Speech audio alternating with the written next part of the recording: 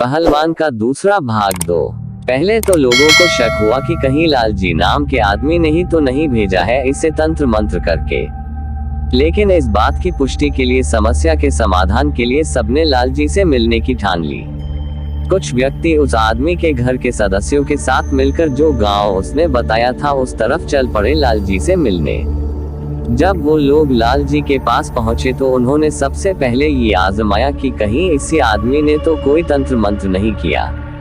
इस बात की पुष्टि के लिए उन्होंने आसपास के लोगों से पूछताछ की। सबने बताया कि वो तो जल्दी पूजा भी नहीं करता, तंत्र मंत्र की तो बात ही दूर है।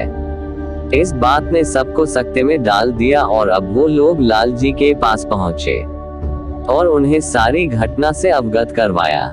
लालजी पहले से ही भूत प्रेतों के नाम से भागा करते थे। जब उन्हें पता चला कि कोई भूत प्रेत उन्हें बुला रहा है तो उन्हें पांव के नीचे से जमीन सरक गई और उन्होंने जाने से साफ मना कर दिया। इस बात से वहां मौजूद लोगों को इस बात की तो तसल्ली हो गई थी कि ऐसा आदमी कोई तंत्र मंत्र नहीं कर सकता। फिर उन्होंने लालजी से साथ चलने और उससे बात करने के लिए कहा। लालजी किसी भी कीमत पर राजी नहीं हो रहे थे। आखिरकार जब उनके बड़े भाई और आसपास के कुछ बुजुर्गों ने उन्हें समझाया तो वो जाने के लिए राजी हुए, मगर अकेले नहीं, साथ में 4 लोगों को साथ ले गए। वहां पहुंचने पर लालजी के पसीने छूटने लगे थे। आखिरकार लालजी और उसका सामना हो गया। कौन हो भाई और क्यों मेरे नाम का शोर करके कर रहे हो? लालजी ने उससे पूछा। मुझे बस अपने हाथ हमेशा की तरह दारू पिला दो, मैं चला जाऊंगा। उस आदमी ने लालजी के सामने हाथ जोड़कर कहा। वहां मौजूद ऐसे दृश्य को सब आंखें फाड़ फाड़ कर देख रहे थे। एक प्रेत कैसे बिना सिद्धि वाले आम आदमी के सामने हाथ जोड़कर बात कर रहा है? हमेशा की तरह। अबे मैंने कब तुझे इससे पहले दारू पिलाया है?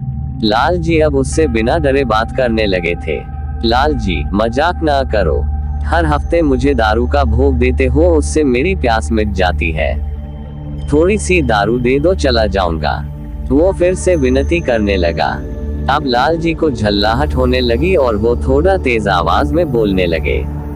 अबे क्यों झूठ बोलता है? मैं तो जनता भी नहीं तो कौन है, मैं तुझे क्यों दारू देने लगा? हर हफ्ते तो मुझे दारू देते हो अपने घर के पीछे आकर और पूछते हो कि कब दारू दी। वो हंसते हुए बोला। वो लालजी हर बात ध्यान से सुनता और जवाब देता और उनके झल्लाने पर हंसता, जैसे कि कोई आम आदमी अपने किसी प्रियजन के साथ व्यवहार करता है। ये बात सुनकर लालजी के माथे पर चिंता की लकीरें उभर आई। ये भोग तो पहलवान बाबा को देते थे, ये भोग इसे कैसे मिलने लगा? वो भोग तो ये अर्थान वाले पहलवान बाबा को देता था, तू बीच में कहां से आ गया? उन्होंने अपनी परेशानी का हल ढूंढते हुए ये प्रश्न किया। तुम ही तो भोग देते हुए कहते थे पहलवान बाबा भोग स्वीकार करो। अब उनके अर्थान से पहले वहां रेल की पटरी में मैं ही तो रहता हूँ और मैं भी पहलवान ही हूँ। मुझे आदत है तुमसे भोग लेने की। उसने लालजी ये सारी बात कही और फिर रोने लगा और रोते रोते कहने लगा, जब से वहां हूँ कभी किसी ने एक गिलास पानी तक नहीं दिया था। बस लालजी तुमने ही मुझे दारू दिया और मेरी प्यास बुझाई। मैं तो बस तुम्हें ही जानता हूँ। ये बात सुनते ही लालजी और वहां खड़े उनके बड़े भाई की पैरों से जैसे जमीन सरक गई हो। उनका पहलवान बाबा को दिया जाने वाला भोग कोई पहलवान नाम का प्रेत ले रहा था। क्या तो वो भोग ले रहा था? अर्थान वाले पहलवान बाबा ने तुझे कुछ नहीं कहा? असमंजस में फंसे लालजी अपने सारे प्रश्नों के उत्तर जानने में लग गए। उधर उस आदमी का परिवार चाह रहा था कि जल्दी से जल्दी ये प्रेत उसका शरीर छोड़ दे और वो ठीक हो जाए। बाबा क्या कहेंगे? तुम भोग दे रहे थे मेरा नाम लेकर और मैं ले रहा था, इसमें न मेरी गलती न तुम्हारी गलती, तो बाबा क्यों कुछ कहेंगे? अब तुम जो कुछ भी दोगे वो सबसे आगे वाला ही लेगा न, 7 समंदर पार वाला तो नहीं। उसने लालजी के असमंजस के इस प्रश्न का उत्तर दे दिया था, वो भी सटीक। मतलब वो दूसरे गांव वाले व्यक्ति से भोग अर्थान वाले पहलवान बाबा इसलिए लेते थे क्योंकि उनके बीच कोई और पहलवान नहीं था। लालजी का दिमाग एकदम से घूम गया। आखिर क्या करो और क्या हो जाता है? बाबा कहाँ है इस वक्त इस अर्थान के? लालजी ने पूछा। यही तो है, उन्होंने ने मुझे पकड़ रखा है। वहाँ यहाँ किसकी मजाल के मुझे हरा दे, मुझे बस दारू दे दो, चला जाऊंगा। उसने आसपास के लोगों को देखते हुए कहा।